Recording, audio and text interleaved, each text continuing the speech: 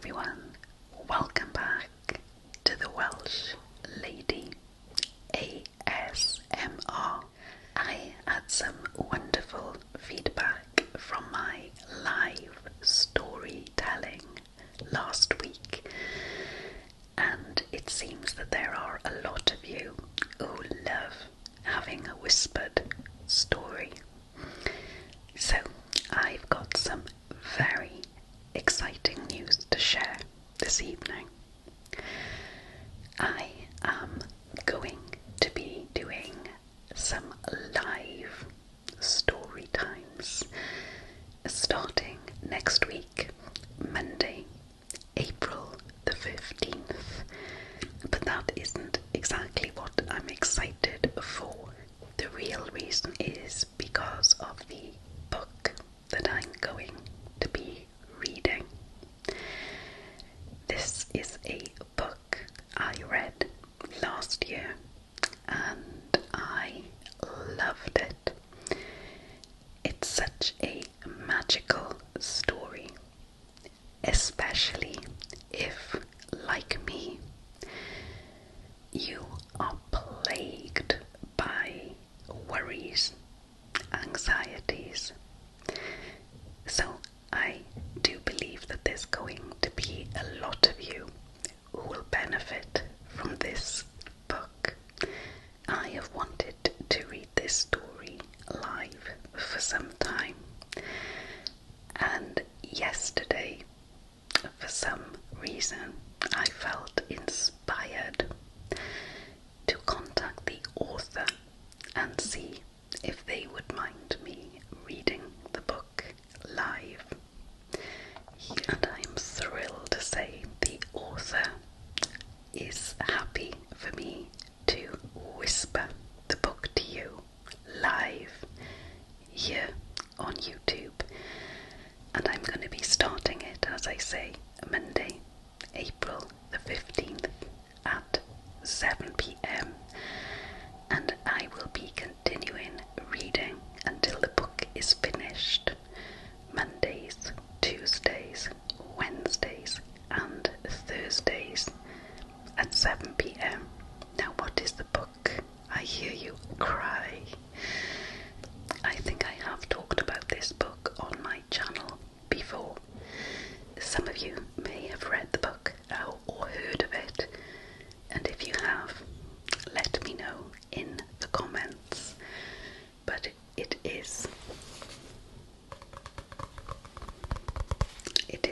Jim and the Universe by D.M. Green. And I'm going to give you a taster of this wonderful book now this evening. I'm going to read the back to you, and I'm going to read the very first chapter. And if you like the sound of it, and I'm sure there will be many of you, please tune in to the lives next week. If you can't make the lives, don't worry. I will publish the lives as a video once they are done, so you can sort of catch up. So let me read the back of the book and give you an idea of what this lovely book is all about. Jim is an 11-year-old boy who worries about everything. One day, walking home from school, he meets a woman who introduces him to the magical power of the universe, and soon his whole life changes. This is a heart-warming, funny story that carries an important message about how to live your life. One reader said, "It has brought a tear to my eye, made me laugh out loud, taken me back to some bad of many, many years ago and resonated with my life now. Inspired, truly inspired. And I read the book a year ago and I've just loved it, and I think of it often. So I can't tell you how excited I am to be bringing this book to you, and I really hope you're going to enjoy it. I think the book lends itself to a nice, whispered, gentle storytelling, and I hope, as well as enjoying the theme of the story, which is about hope and magic, then I hope that you find it relaxing. So here's a taster. I'm going to read chapter 1 now, but don't forget to tune in next Monday, April the 15th, 7 p.m, and I will put the links for this book in my description and the links for the author, so please check him out. He's got other books as well. So here we go. Chapter 1. Jim was a worrier. He worried about school. He worried about home. He even worried about what he was going to have for dinner. It wasn't a very happy life for Jim, but then he didn't know anything else. His parents were worriers too. His mother was always panicking about something. Often it was to do with whether they would have enough money or not, but her worry expanded to all parts of family life. "Watch out for that car," she would cry out to Jim, even if the car was the size of an ant on the horizon. "Make sure you put your shoes on," was another, if Jim mentioned he was considering going to play football. If they took a day trip somewhere, the car journey would be filled with prophecies of doom, about the weather, about finding a car parking space or somewhere to eat. On the way home, it was similar, with Jim's mum producing a list of all the things that had gone wrong in the day, even if it had all been fairly pleasant. Jim's dad was also a worrier, but often didn't talk about it, burying his head behind a newspaper in the evening. This made for a rather explosive combination, with Jim's mum, who would constantly pour her fears into Jim's dad's ears like a witch, mixing a nasty potion in a cauldron. Eventually, Jim's dad, carrying all these worries in him like a volcano full of lava, would erupt, and an argument between them would begin. This was what Jim worried about the most, though he tried to hide it, even from himself. He would go to his bedroom, close the door, sit in a corner and read a book. This was his escape route. Yes, he had a computer and games he could play on it, and he did from time to time. But that was only really fun with his brother, who was older and often out a lot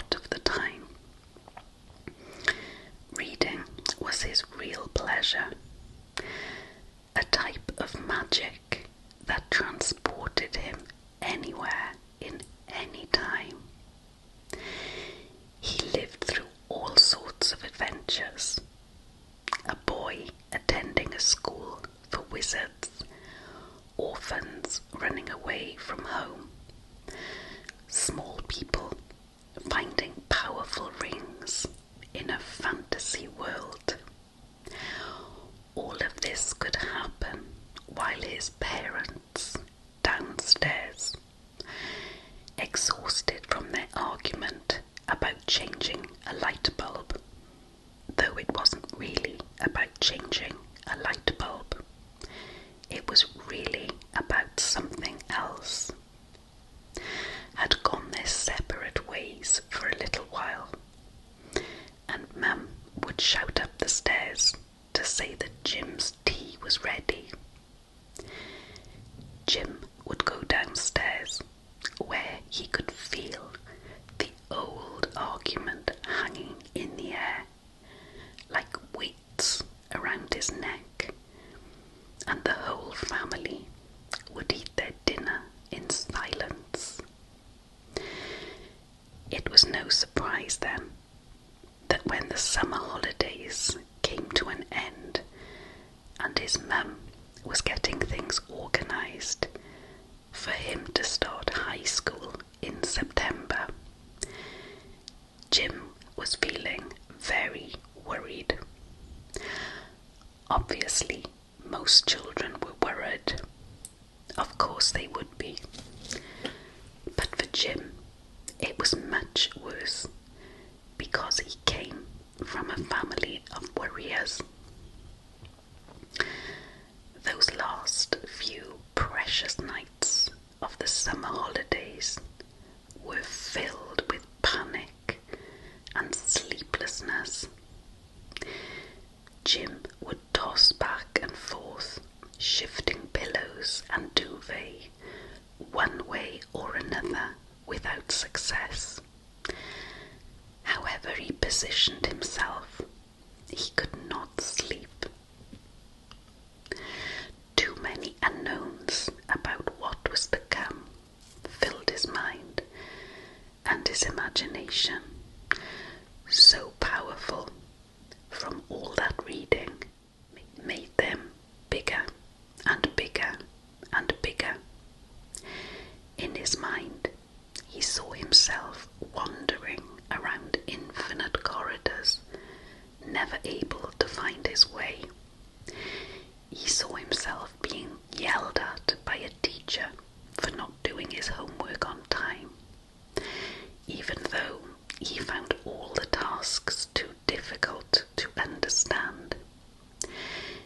He saw himself trapped in changing rooms by some older boys, intent on turning him upside down and flushing his head down the toilet. All these were the horrors that the other children in his class at primary school had told him. Information gained from older brothers and sisters. One boy, Jamie Warren, had terrified Jim with a story provided by his sister. Apparently, when you made it to year 8, if you made it to year 8, you had to have an injection in your arm with 6 needles all at once. His sister, Jamie said, still had the scar. With the entire summer holiday ahead of him, Jim had forgotten all about these tales of terror. But now, with only a few days left before the nightmare began for real, he could not stop thinking about them. He decided to consult his brother, John, who had been at high school for 2 years already. Of course, he came from a family of worriers, and this meant they invested more energy into worrying about things than being open about their feelings. Jim spent some time in his own bedroom, debating how best to approach the issue with his brother before crossing the landing to knock on his bedroom door. "Come in," he heard John say through the door. He opened it to see his brother sat on his bed, playing a Football Manager game on his laptop. "All right?" "Yeah," said Jim hastily. "I was just wondering,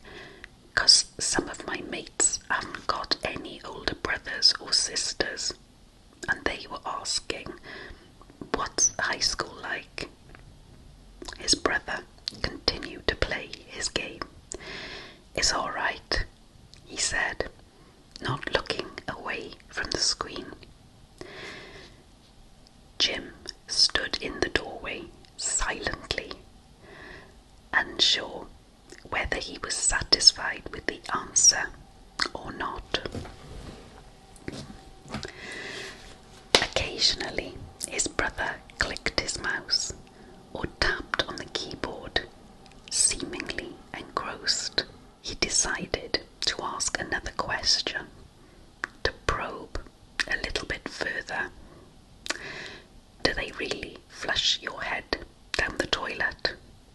John snorted a quick laugh while continuing to look at the screen.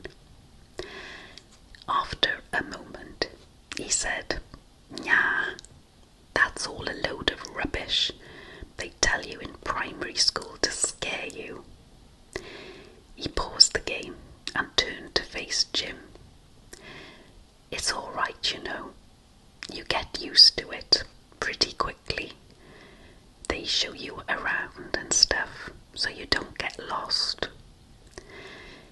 He gave a brief but reassuring smile and went back to his game.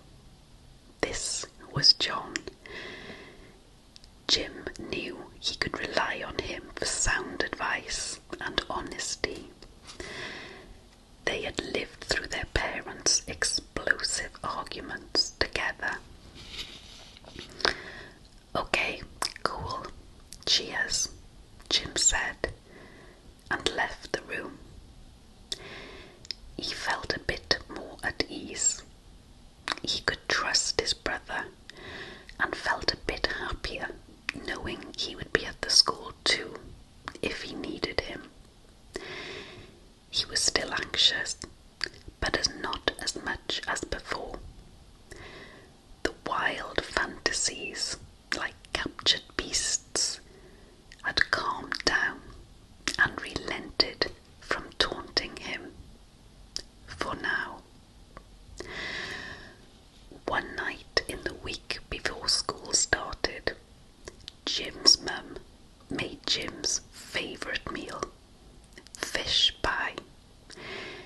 It was crammed full of fish, peas and creamy sauce, and there were thick layers of mashed potato with crunchy melted cheese on top. Jim could eat plateful after plateful without any complaint. He loved the softness of the mash next to the crunchiness of the cheese and the different textures of the fish below. Jim's mum was a great cook, and he quite liked the idea of cooking for himself. He remembered baking with his mum when he was younger, but even in the kitchen she could be stressed. With hot pots and pans, it didn't always feel like a safe place to be. After dinner, Jim's mum laid his school uniform out on his bed. "Put this on and come downstairs so I can take a photo." She was obsessed with taking photos. Jim wasn't sure why. In despair, he stared down at the clothes he would have to wear most days for the next year. It didn't have the fun, light blue colours of his old primary school uniform. It was darker, less colourful, more serious. There was a tie as well, black with yellow stripes. He had no idea how to put it round his neck properly. Something else to worry about, he thought. As Jim made his way downstairs, clad in new uniform, he felt like a clown. Everything was much too big for him. His sleeves hid his hands. His trousers drooped around his ankles. The tie was a mess. Jim had tried to use a similar method to tying shoelaces, so that it ended up looking like a bizarre bow tie. "You'll grow into the clothes, Jim," said his mum. He wasn't sure how long that would be. "Clive, can you help him do his tie?"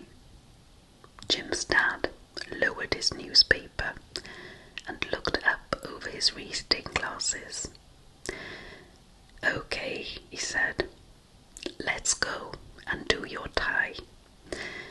And off they went to stand in front of the hallway mirror.